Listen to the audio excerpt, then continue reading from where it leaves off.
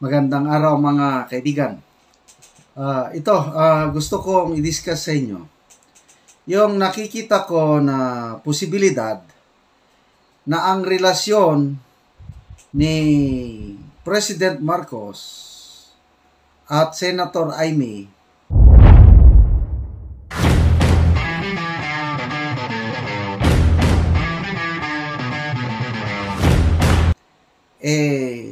paasim na ng paasim o nagkakaroon na ng hidwaan.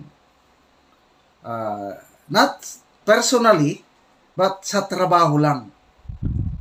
Umaasim ang relasyon. Magkaiba sila ng pananaw, magkaiba sila ng approach sa trabaho.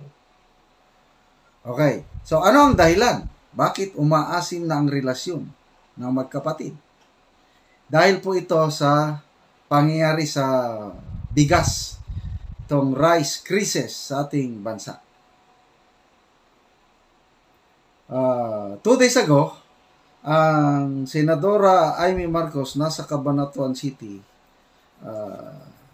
Kaharap niya, nagsalita siya among rice traders, rice farmers, mga apektadong mga residente doon. Sabi niya, dapat kasuhan ng gobyerno ang mga rice smugglers, rice hoarders, dahil sila ang they are the reasons yung miserable economic life of Filipinos. Ulitin ko, buong tapang na nagpahayag ang Manang Amy na ang gobyerno, panahon na, kumilos na kayo, kasuhan nyo na yung mga smugglers and hoarders dahil sila ang sanhi ng kahirapan ng ordinaryong Pilipino. Do you agree, mga kaibigan, sa sinabi ni Senator Amy? Bakit tayo naghirap? Wala namang kakulangan sa bigas. Ang Pangulo, kailan ba siya nag-speech kahapon? We have enough supply of rice, sabi niya. Bakit nagmamahal ang bigas?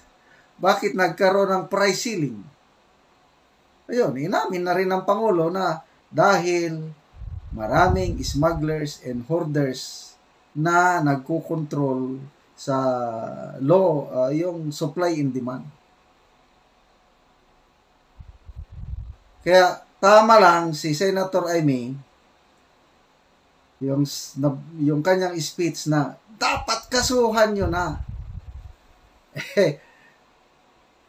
Yung banta o threat ng Pangulo ng SONA, smugglers and hoarders, your days are numbered. Di ba mag 2 months na nung SONA? Meron na bang nakasuhan? Wala pa.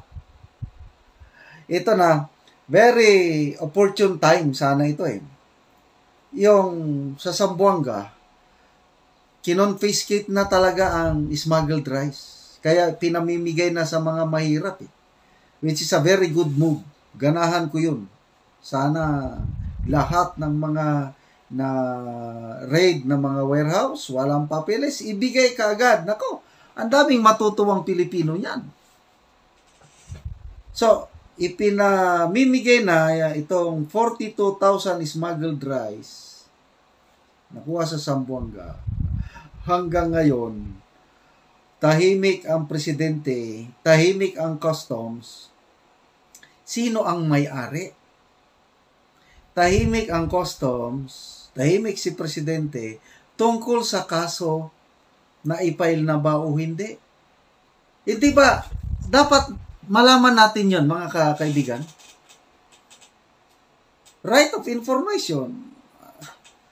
Anong ginagawa ng PCO, Presidential Communications Office? Kahit mag-press release lang na ito na ang pangalan, ito si Tarpulano, ito na po yung kaso na i-file na sa ganitong korte, sa ganitong lugar, na ganitong petsa. Di ba napakasimple?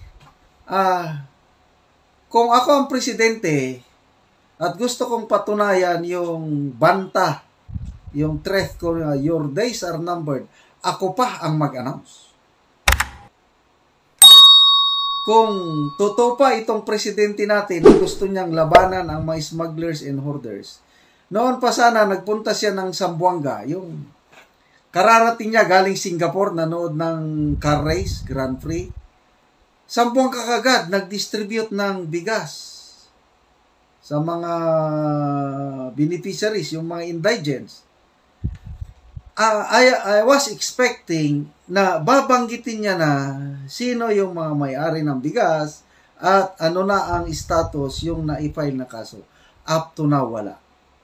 Umiikot na siya sa buong Pilipinas. From Zamboanga, nagpunta siya ng Cavite, nagpunta ng Iriga City sa Camarines Sur, the same thing, namimigay ng bigas. Well, napapaligaya niya yung mga pobreng Pilipino na nabibigyan ng bigas. Kailan, yung bigger picture, yung war against smuggling and hoarding. Ano ngayon? Wala. Yun ang masakit. Kasi ang natutulungan ng gobyerno, yung pagdidistribute ng bigas, limited number of families lang. 42,000 sacks of rice lang yun. 42,000 families lang ang mabigyan kung granting na ibigay lahat. Eh yung millions of Filipinos na affected sa smuggling, hoarding. Baka mangyari ulit ngayon yung sibuyas last December na naging 700 ang kilo. O nangyari na nga, nagsimula na sa bigas. Lumubo na ng 60 hanggang 80 hanggang nagkaroon ng price cap, price ceiling. So, ngayon, medyo nag-stabilize ng konti ng presyo, kailang ang umaaray ang mga rice retailers. So, hindi ko maintindihan ang administrasyong ito. Bakit tahimik sila? Wala silang nababanggit tungkol sa file ng kaso. Ang na-research ko lang, ang Bureau of Customs, mula noong January up to now, 49 cases na ang kanilang na-file.